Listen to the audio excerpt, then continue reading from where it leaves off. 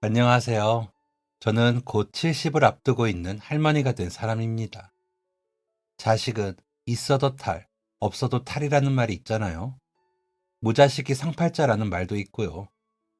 하지만 제게는 아이들이 없었다면 제가 어찌 이 세월까지 살았을까 싶기 때문에 저는 유자식 상팔자인 사람입니다.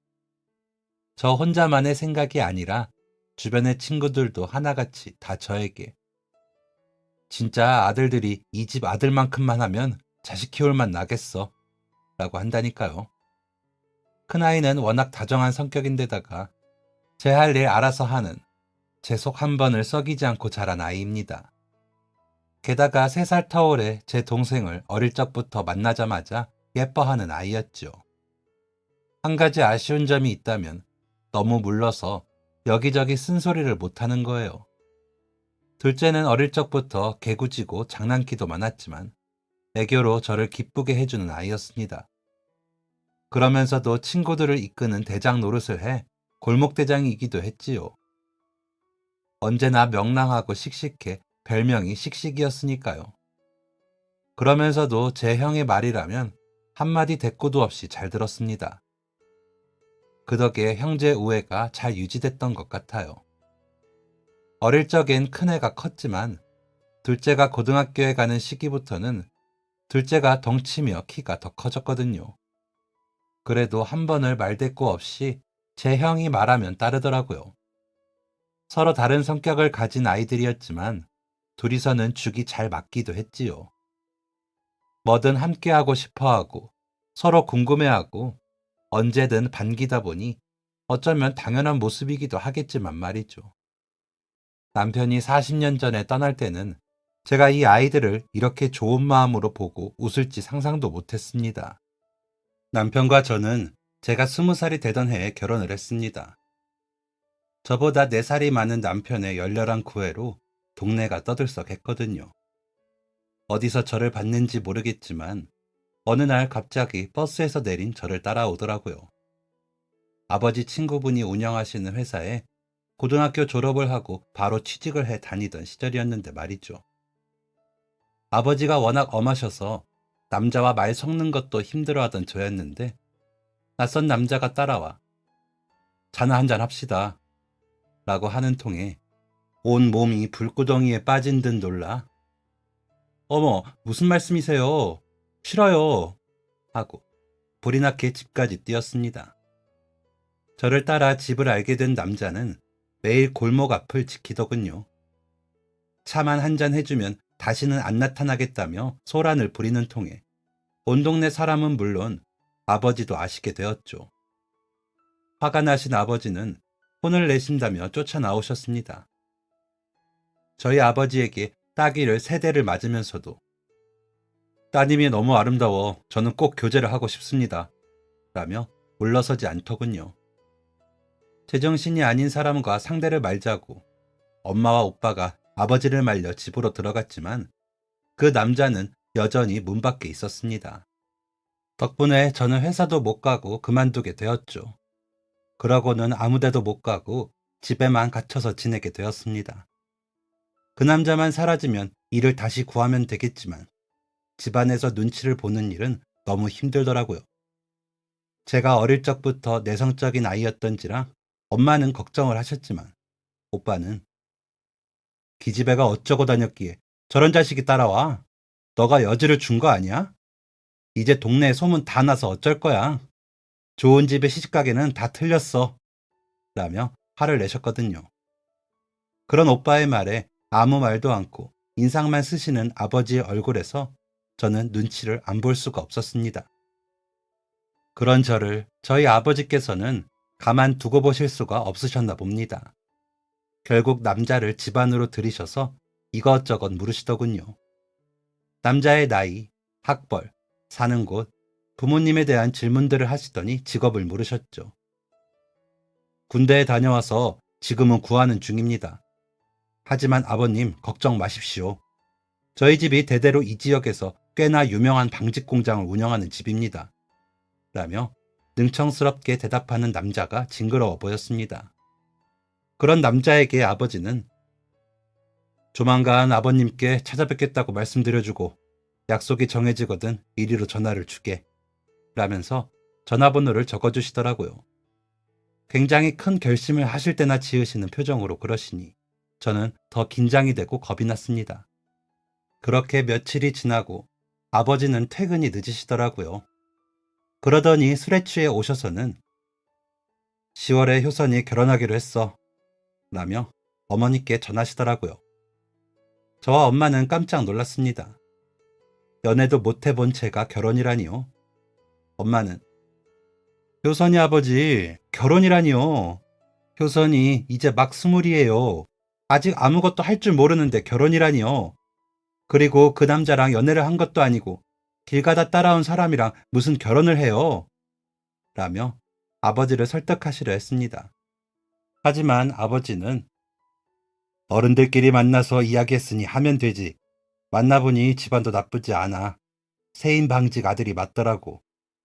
게다가 그 난리통에 온 동네 사람 다 알게 되었는데 소문나서 어떤 집에 시집을 갈 거야? 나라고 좋아서 그 집에 시집 보내자 하겠어? 이것도 다 인연이 되려고 그랬다 생각하자고. 하더니 방에 들어가 주무셨습니다. 엄마는 그런 아버지를 보시며 가슴을 치셨고 저는 소리도 못 내고 울었죠. 며칠 뒤 남자는 저를 데리러 집 앞으로 왔더군요. 좋은 옷으로 빼입고 문 앞에서 웃는 모습이 무서웠습니다. 저는 엄마가 골라주시는 원피스를 입고 구두를 신고는 남자를 따라 나섰습니다. 남자는 먼저 차 한 잔을 하자며 저를 다방으로 데리고 가더군요. 다방도 처음인 저는 고개가 자꾸만 구부러져 남자와 마주 앉아서 또 얼굴을 못 보았습니다. 그런 저에게 남자는 그러더라고요. 내가 아직 부족한 점이 많지만 꼭 행복하게 해줄게요. 나는 말이나 한마디 해볼까 했는데 아버님이 결혼하라 하시니 그렇게 해야죠. 저는 효선 씨가 좋거든요. 아, 제 이름은 박찬식입니다. 라고요. 넉살이 좋은 건지 제 의견은 애초에 생각도 하지 않은 건지 모르겠지만 그렇게 저는 그 남자와 결혼을 하게 되었습니다. 갑작스럽게 결혼을 준비하면서 엄마와 저는 많이 울었습니다. 틈틈이 남자를 만나 밥도 먹고 영화도 보기도 했죠. 하지만 영 정도 안 붙고 낯설기만 하더군요. 한 번은 남자가 우리 셋이 손 좀 잡아볼까?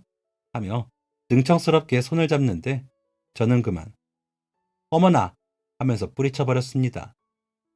그런 저를 보며 크크거리던 남자는 내가 이래서 우리 효선 씨를 좋아한다니까. 아주 좋아. 바람직해. 라며 좋아하더군요.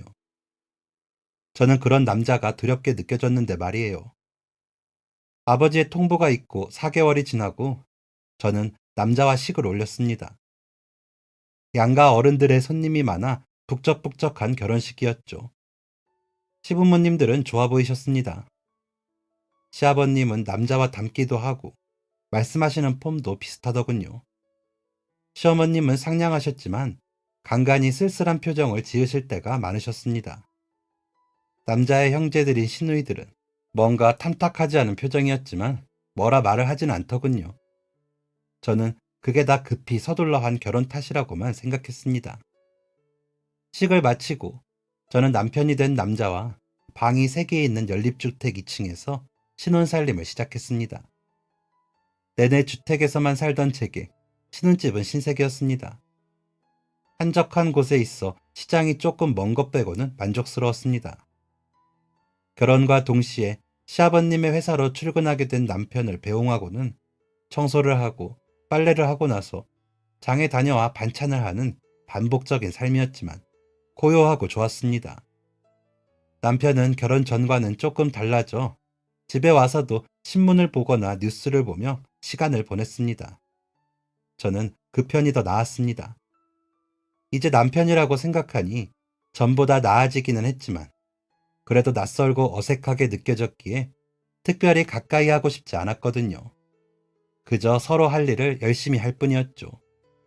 남들처럼 시집살이가 있는 것도 아니었고요.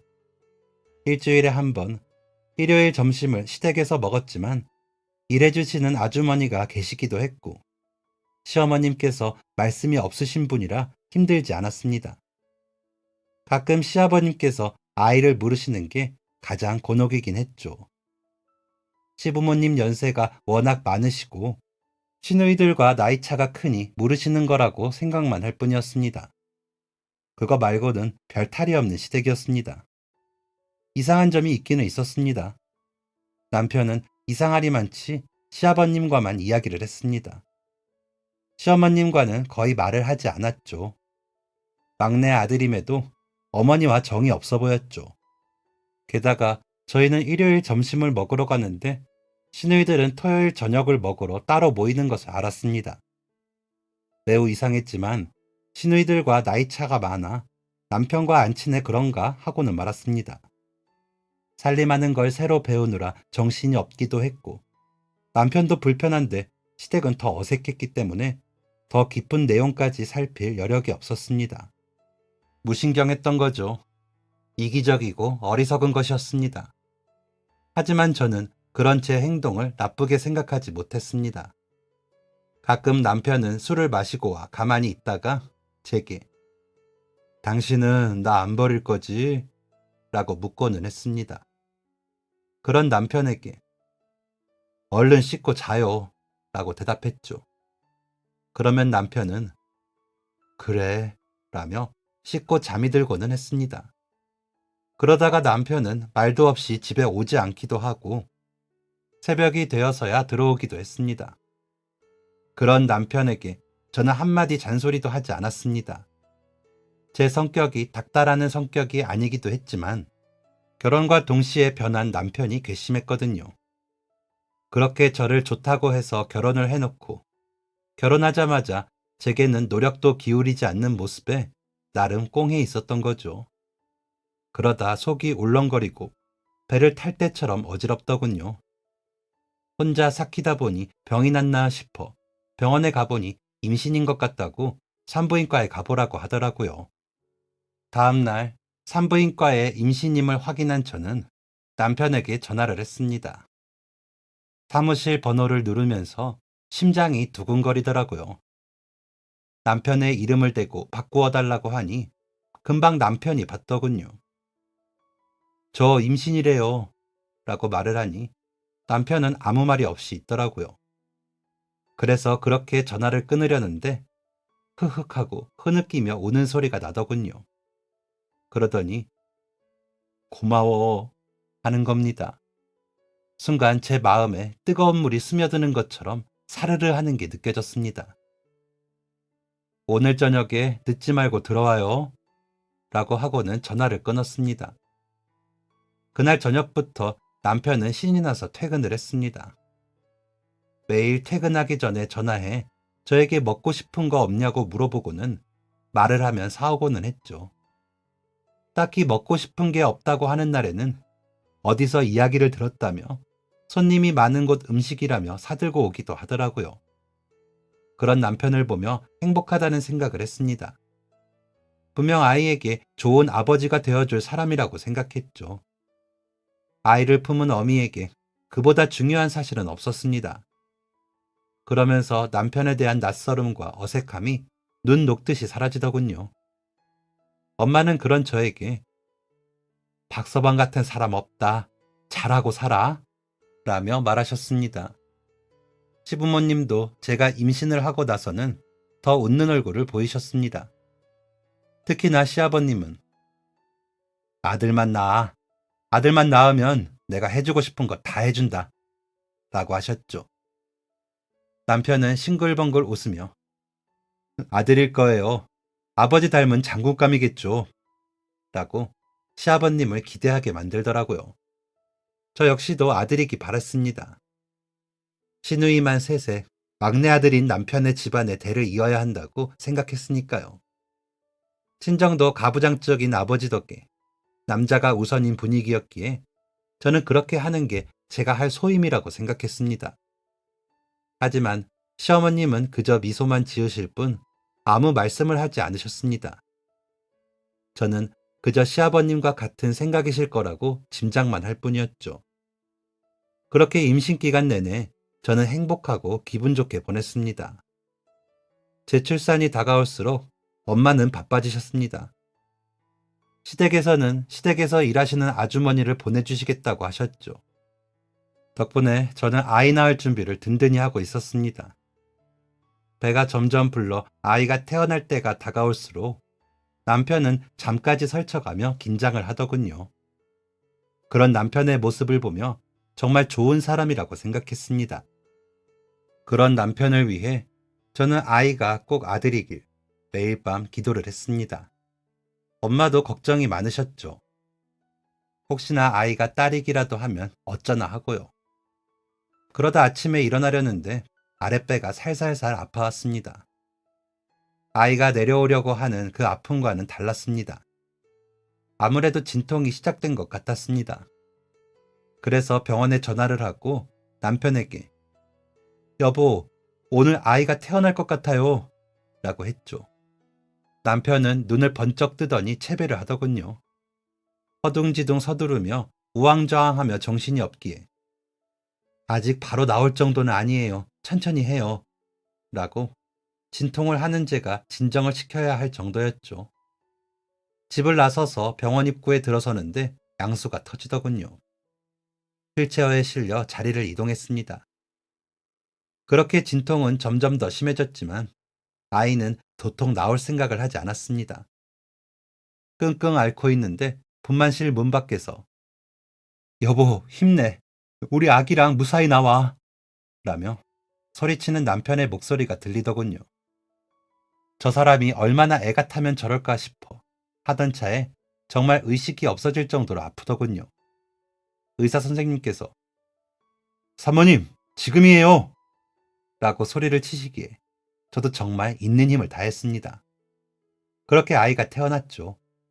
진통이 시작된 지 28시간 만에 태어난 아이였습니다. 그리고 저희가 그렇게 바라던 아들이었죠.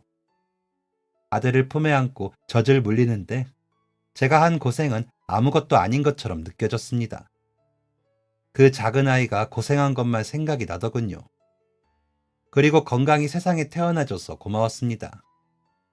남편은 아이를 안고 울더군요. 고맙다. 내가 너의 아버지다. 우리 아들 반갑다. 라고 하는 말을 듣는데 행복한 마음이 들었습니다. 아이가 태어났다는 소식에 병원으로 오신 시부모님은 손자라는 말에 크게 좋아하셨습니다. 친정 아버지 역시 본인이 무슨 상이라도 타신 듯 좋아하셨죠. 엄마도 제가 너무 고생을 했다며 안쓰러워 하셨지만 아들이라 다행이라 하셨죠.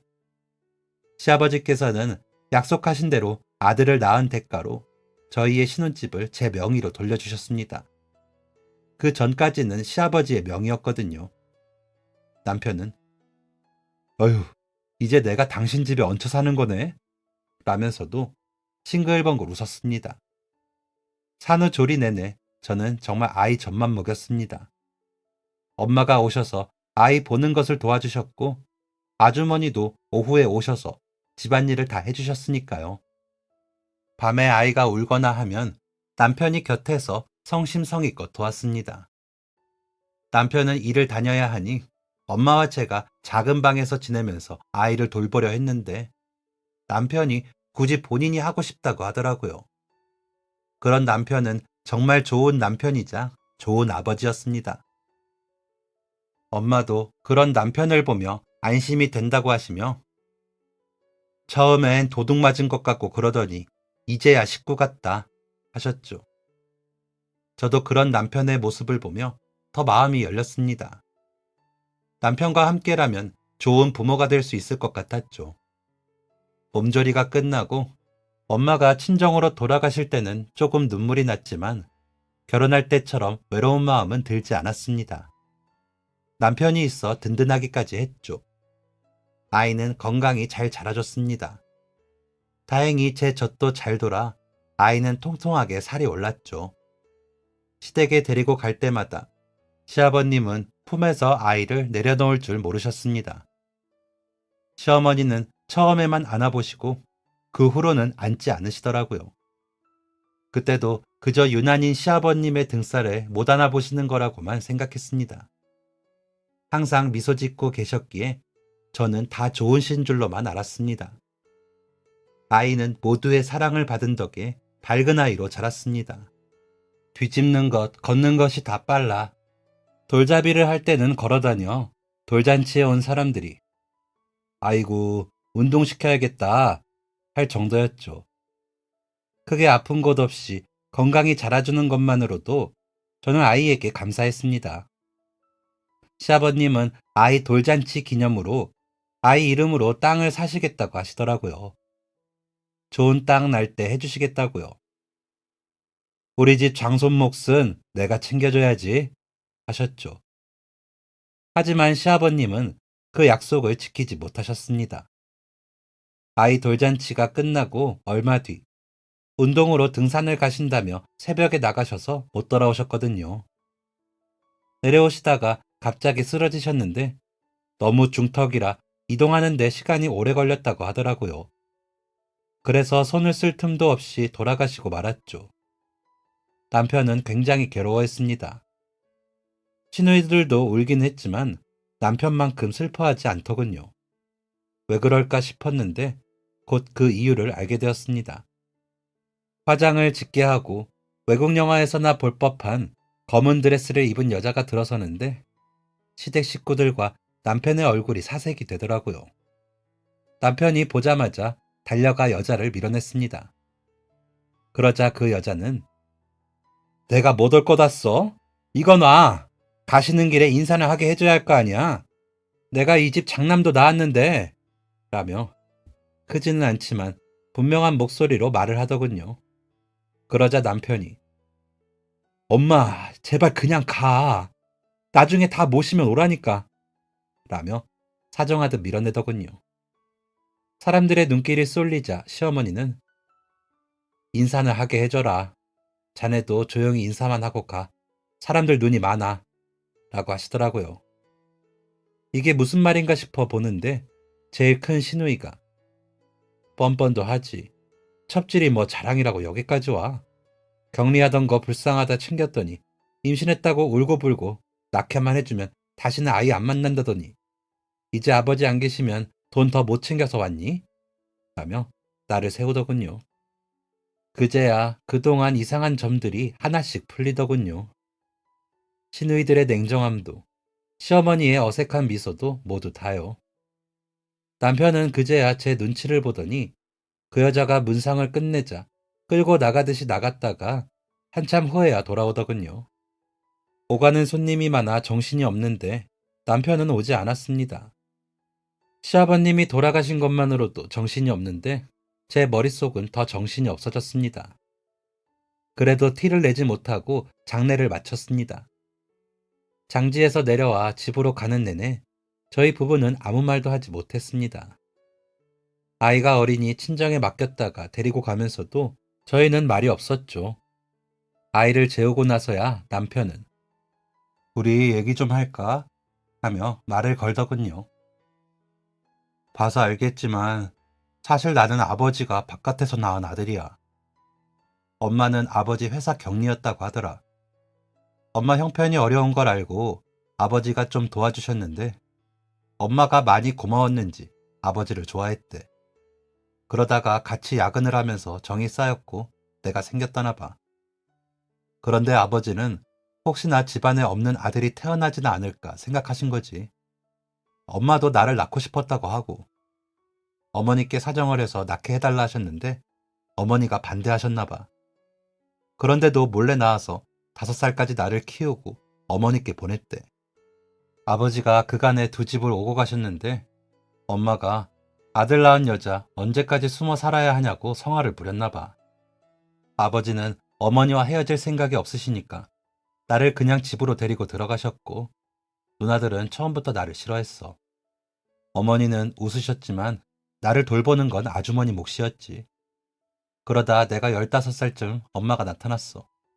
나타나자마자 돈 달라는 말부터 하더라고. 어차피 자기 역할은 다 했으니 돈 달라고. 그때부터 매달 아버지가 돈을 주셨나 봐. 돈이 좀 부족한 달은 나타나서 날 데려가겠다며 난동을 부렸지. 그러면서 나에게 애정을 주지도 않았어. 우리 결혼하고 나서는 처갓집 가서 다 말하기 전에 돈 더 내놓으라고 했지. 우리 명훈이 태어나고는 더 그러고 그래서 아버지가 땅 해주신다고 하시다가 못 해주신 거야. 엄마가 돈 더 가져갔거든. 장례 때 어떻게 알고 연락이 왔기에 오지 말라고 했는데 그러더라. 마지막으로 돈 뽑아야지 왜 못 가게 하냐고.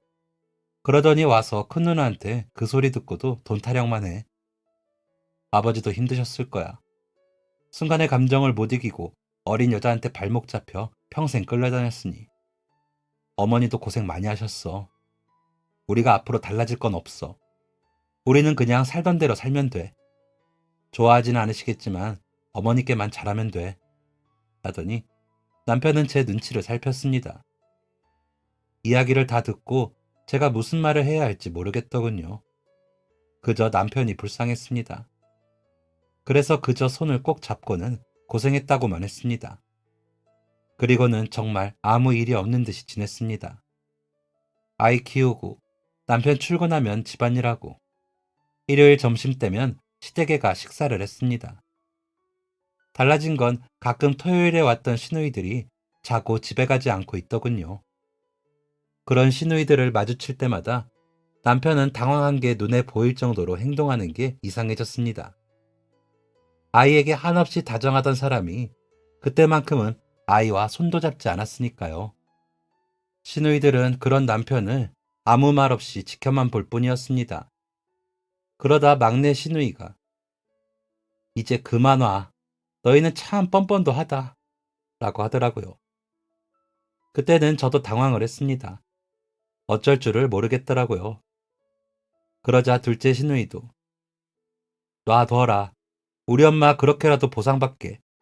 보내준 돈이 얼만데 이 정도도 못 받니? 왜 너희 엄마가 돈 더 받아오라던? 회사까지 다 너가 맡았다고 너 거라고 그러던? 분명히 해. 그중 4분의 3은 우리 세 자매 거야. 아버지가 약속하신 거다. 열심히 일해서 늘려주면 고맙고. 그러자 남편은 고개도 못 들더니 오늘은 이만 가볼게요. 죄송합니다. 하더니 저와 아이를 데리고 시댁을 나섰습니다. 그러더니 한 달이 넘도록 시댁에 가지 않더군요. 그러더니 퇴근도 늦어지고 간간히 집에 들어오지 않았습니다. 회사의 시누이 아들들도 일을 하고 있기 때문에 불편할 텐데 하는 생각에 갈아입을 옷이라도 주려고 회사로 향했습니다. 그런데 남편이 자리에 없더군요. 그래서 전해주시라고 말을 하고는 집으로 돌아가려 회사를 나서는데 남편이 들어오더군요. 제가 보지 못한 옷을 입고요. 저를 보고 놀라기에 갈아입을 옷을 가져왔는데 어디 다녀와요? 라고 물으니 중요한 손님을 만나기로 했는데 옷이 더러워서 집까지 가자니 시간이 오래 걸릴 것 같아서 이 앞에서 샀어. 내가 좀 바빠서 들어가? 라며 회사로 들어가더라고요. 바빠서 그럴 수도 있지만 남편의 그 놀라던 눈빛이 마음에 걸리더군요. 그래도 남편을 믿으려고 했습니다. 아이에게 좋은 아빠였으니까요. 남편은 그 후로도 한 달에 2~3번씩 출장도 가고 술에 취해 늦기도 했습니다. 아버님이 갑자기 돌아가셔서 회사 일이 너무 바쁘다고 하더라고요. 시댁에는 저만 아이 데리고 가는 일이 많아졌습니다. 가끔 마주치는 시누이들은 저와 아이에게는 특별히 말이 없으셨습니다. 시어머니는 여전히 미소만 지으셨죠. 아이가 할머니라고 가서 애교를 부려도 그저 미소만 보이실 뿐이었습니다. 그렇게 아이가 5살쯤 되었을 때 시어머니는 조용히 주무시듯 돌아가셨습니다. 노환으로 자리에 누우신 지 3달 만에 돌아가신 거라 준비를 해두었죠.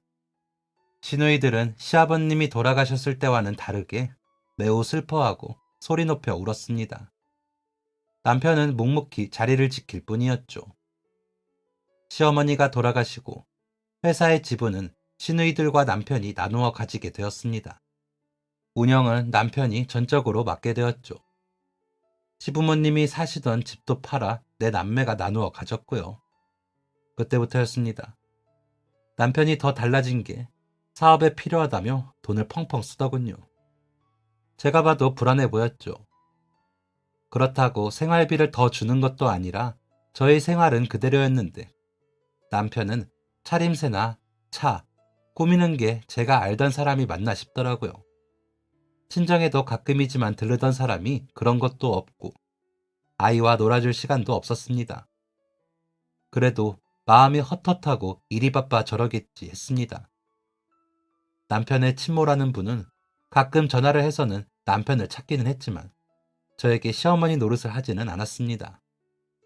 그래서 그냥 계시긴 하지만 크게 상관없는 분이라고 생각하고 살았습니다. 그러다 남편이 어느 날부터 바깥 출입을 하지 않더군요. 혹시나 나 찾는 사람 있으면 없다고 해. 아니, 모른다고 해. 집 나가서 안 들어온다고. 라며 창고방으로 쓰는 방에 숨어 지내듯 지냈습니다. 그러고는 어떤 남자들이 찾아오기도 하고 회사에서 찾는 전화가 오기도 했습니다. 무슨 일인지 몰라 저는 답답해. 회사에 무슨 일 있어요? 말을 해야 나도 도울 수 있으면 도울 것 아니에요. 라고 했지만 당신이 할 게 뭐가 있어. 안 그래도 속 아픈데 긁지 좀 마. 내가 집에서라도 좀 편하게 지내야 되지 않겠어? 라며 화를 내더라고요. 전에 본 적 없는 모습에 놀라기도 하고 서운하기도 해 아무 말 않고 아이만 돌봤습니다. 그러던 어느 날 초인종이 울리기에 또 남편 찾는 사람들인가 싶어 문을 열었더니 한 여자가 서 있었습니다.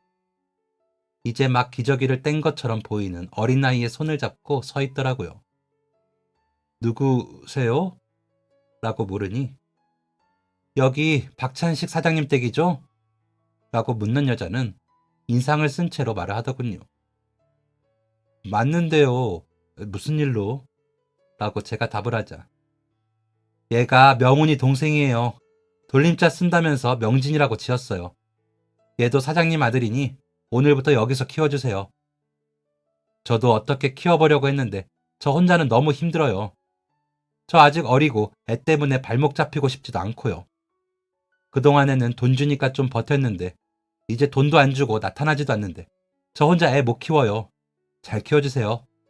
라며 아이를 문 안으로 밀어넣더니 가더군요. 아이는 제 엄마가 자기를 두고 가니 울고불고 난리가 났고요. 남편은 어느새 나와 아이를 안으며 명진이 왔어? 아빠야 아빠. 익숙한 듯 아이를 안고 달래더라고요. 이게 무슨 일인가 싶어 남편을 보는데 아이를 제 품에 안겨주더니 잠깐만 이라며 문 밖으로 나가더니 그날 밤이 늦도록 들어오지 않더군요. 아이는 제 품에서 한참을 울더니 지쳐 잠이 들었습니다. 국물에 마른 밥도 거의 다 남기고 자더군요. 아이 엄마가 두고 간 짐가방은 열어보지도 않았습니다. 남편이 들어오는 대로 둘 다 내보낼 생각이었으니까요. 부하가 치밀어 올랐습니다. 아이에게 좋은 아빠라는 믿음으로 참았는데 외간자식이라니 배신감과 모멸감으로 가슴 한복판이 아파왔습니다. 아이는 자다 깨서 제 엄마를 찾으며 울었습니다. 아들은 그런 아이의 울음소리에 놀라 깨서 저를 보더군요. 어쩔 수 없이 아이를 안아 달래며 재웠습니다. 저희 아들까지 못 재울 수는 없었으니까요. 이틀인가 후에서야 남편은 돌아왔습니다. 제가 짐가방을 들려주며 아이 엄마에게 데려다 주세요. 라고 하자. 걔랑 헤어졌어. 근데 얘는 내 아들이야. 우리가 키우자. 라고 하더군요. 화가 나는데 아들이 보고 있어 겨우 참으며 무슨 소리예요? 내가 얘를 왜 키워요? 라고 하니 남편은 그럼 애를 버려? 낳아준 엄마도 못 키운다는데 아빠인 내가 키워야 할 것 아니야? 라며 저를 보더군요. 오히려 제가 아주 인정머리 없고 이상한 사람인 것처럼 말이죠. 그런 남편을 보니 어이도 없고 더 이상 말도 하고 싶지 않아서 그럼 당신이 키워요. 나는 우리 명훈이만 키울 테니까. 이 집 아버님이 내 명의로 해준 거 알죠? 애 데리고 나가요. 라고 했더니 아니 얘를 데리고 내가 어떻게 나가. 얘 엄마가 없는데 애랑 나랑 길바닥에서 자? 회사 사정도 어려워서 아이 돌볼 사람도 못 구해. 그러니까 좀 이라고 오히려 화를 내더니 집 밖으로 나가버렸습니다. 아들과 아이는 울고 저는 그런 아이들을 보며 그 자리에 주저앉을 수밖에 없더라고요. 남편은 그렇게 나가 돌아오지 않았습니다. 저는 돌아오기만 하면 이혼을 할 생각이었죠. 아이는 어쩔 수 없이 남편이 올 때까지만 돌볼 생각이었습니다. 아이는 며칠을 울고불고 하더니 아들과 잘 놀고 잘 웃었습니다. 아들도 아이와 지내며 같이 놀 상대가 생겨서인지 좋아하더라고요. 아이들이 무슨 죄가 있나 싶더라고요. 그래도 남편을 찾아 아이를 보내야 한다고 생각했습니다. 그러다 친정 오빠가 전화를 해서는 남편의 회사가 부도가 났다는 소식을 전해 듣게 되었습니다. 그리고 며칠 뒤에는 남편이 스스로 생을 마감했다고 하더라고요. 장례를 치르면서 남편을 따르던 몇몇 직원들에게 듣기론 남편이 시어머니가 돌아가시고 갑자기 다른 사업까지 한다며 달라지더랍니다. 그러면서도 직원들 월급은 맞춰준다고 그랬답니다. 그런데 한 여자가 찾아와 아이를 임신했다고 하더랍니다. 그 여자는 같이 사업을 하자며 다니던 사람이 소개를 해줬는데 몇 번 어울리고 술을 마신 사이라고 하더랍니다. 그러고는 남편은 두 집 살림을 한 모양이더라고요. 그러면서 사업은 버린 만큼 되지 않았고 빚만 늘어 사채까지 쓰다가 사람들을 피해 다니느라 출근도 못했다고 하더라고요. 그러다가 회사는 부도가 났고 못 견딘 남편이 잘못된 선택을 한 것 같다고요. 이미 시누이들에게 자본이 많이 나가 그걸 메꾸려다 아무래도 이상한 길에 들어 사기도 당하고 그런 것 같다고요. 저는 외간 아이까지 떠맡아야 하는 불쌍한 미망인이 되었습니다. 친정에서는 아이를 고아원에 보내고 아들이나 잘 키우면서 살라고 하시더라고요. 저도 그게 맞다고 생각해 여기저기 알아봤습니다. 집은 팔아 아들과 저는 좀 더 작은 집으로 들어갈 생각이기도 했고요. 아이는 저도 모르게 제 호적에 올라와 있더군요. 남편 짓이었겠죠. 그걸 보고 화가 나 소리를 치고 집안 곳곳을 다 부수고 싶었지만 웃는 아들을 보며 그러지도 못했습니다. 그러다 아이가 낮잠을 자는데 아들이 자는 아이의 손을 꼭 잡고 우리 아기 예쁘다 하는 겁니다. 그 모습을 본 제가 그 손을 갈라놓으며 명훈아, 아기는 이제 다른 곳에 갈 거야. 엄마랑 명훈이랑 둘이만 살 거야. 라고 해버렸습니다. 화가 나더라고요.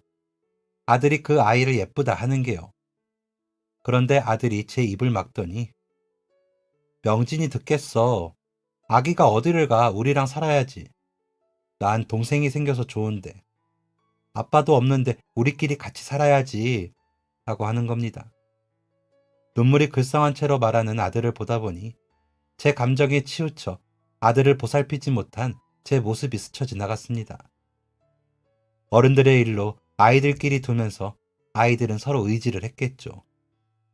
게다가 갑자기 아빠까지 잃은 아들에게 동생은 소중해졌을 거라고 생각을 하게 되니 냉정히 아이를 내치지 못하겠더라고요.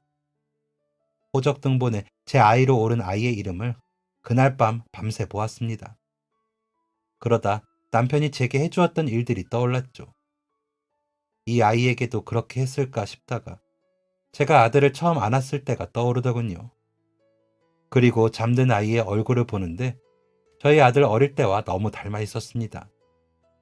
마음이 더 괴로워졌습니다. 고작 20대 중반의 여자가 감당하기가 너무 큰 문제였습니다. 내 인생이 왜 이럴까 싶다가 애는 무슨 죄인가 싶다가 시누이들 앞에서 당황하며 어찌할 줄 모르던 남편의 얼굴이 떠올랐습니다. 그제야 눈물이 나더군요. 남편을 제가 생각보다 많이 좋아했더라고요. 남편이 겪은 그 불쌍한 처지에 아이를 데려다 놓고 싶지 않았습니다. 그래서 제가 감당해 보기로 했습니다. 그러다 아이가 너무 미워 못 견딜 것 같으면 그때 보내자 싶었죠. 어쨌거나 상실감이 큰 아들을 위해 버텨보자 생각했습니다.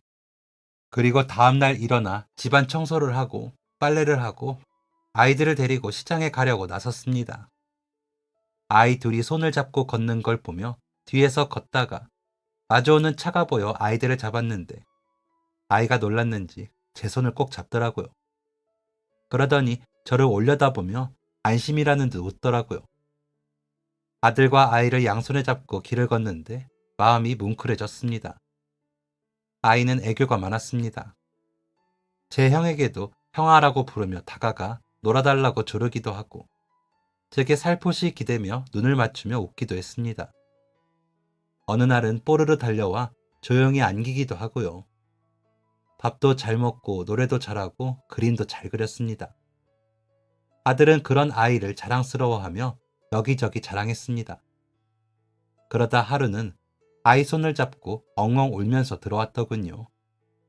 골목에서 노는데 한 아이가 야, 얘가 왜 동생이야?